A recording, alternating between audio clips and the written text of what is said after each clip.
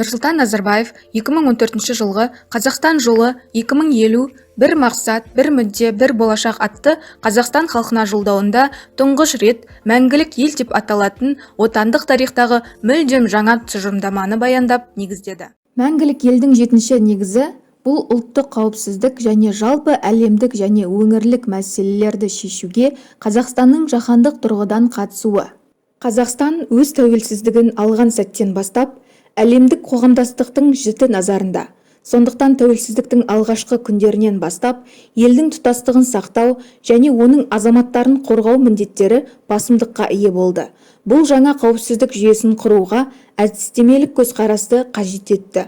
1992 жылғы 13 шілдеде Қазақстан Республикасы президентінің жарлығымен Қазақстан Республикасының ұлттық қауіпсіздік комитеті құрылды. 1998 жылы Қазақстан Республикасының ұлттық қауіпсіздігі туралы заң қабылданды. Онда адам мен азаматтың, қоғам мен мемлекеттің қауіпсіздігін қамтамасыз етудің негізгі қағидаттары айқындалды. Қазақстанның ұлттық қауіпсіздігін нығайтуға ел басшылығының маңызды шешімдерінің бірі ядролық қарудан бас тарту әсер етті. 1992 жылы мамырда Қазақстан Лиссабон хаттамасына қол қойып, ядросыз мемлекет болуға міндеттеме алды. Кейін біздің елімізге барлық ядролық державалардан қауіпсіздік кепілдігін беру туралы меморандумға қол қойылды. Қазақстан Біріккен ұлттар ұйымының мүшесі бола отырып, 1992 жылдан бастап әрдайым бейбітшілік қауіпсіздігі бойынша бастамалар көтеріп келеді. 47-ші сессияда Нұрсұлтан Назарбаев Азиядағы өзара ықпалдастық және сенім шаралары жөніндегі кеңес идеясын жариялады. Қазақстанның көп жылғы мақсатты дипломатиялық күш-жігерінің нәтижесінде Азиядағы өзара іс-қимыл және сенім шаралары жөніндегі кеңес қауіпсіздік жөніндегі пәрменді форумға айналды. Ал 2007 жылдан бастап Біріккен ұлттар ұйымы бас ассамблеясы жанындағы байқаушы мәртебесіне ие болды. Азиядағы өзара ықпалдастық және сенім шаралары жөніндегі кеңес саммиттері Алматыда 2002 және 2006 жылдары өтті.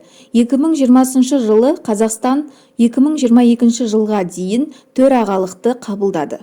1992 жылдан бастап Қазақстан Республикасы Еуропадағы қауіпсіздік және ынтымақтастық жөніндегі ұйымға кірді. Елдің бұл ұйымдағы басты жетістігі оның 2010 жылы төрағалық етуі болып табылады. Қазақстанның төрағалық етуінің қорытынды оқиғасы 2010 жылғы 1-2 желтоқсанда өткен Еуропадағы қауіпсіздік және ынтымақтастық ұйымының Астана саммиті болды. Қазақстан ұлттық қауіпсіздікті қамтамасыз етудегі басым бағыттардың бірі ретінде терроризм мен экстремизмге қарсы іс-қимылды көріп отыр.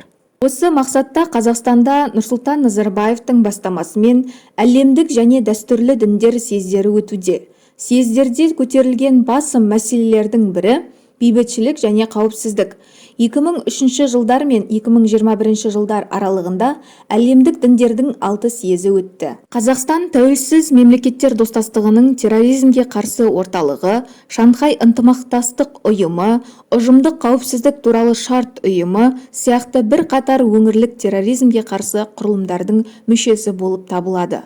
2021 жылы президент Қасым-Жомарт Тоқаев Қазақстан Республикасының 2021 және 2025 жылдарға арналған ұлттық қауіпсіздік стратегиясын бекітті. Стратегияда ұлттық қауіпсіздікті нығайтудың негізгі басымдықтары айқындалған. Азаматтардың, қоғам мен мемлекеттің қауіпсіздігі бірінші орынға қойылған.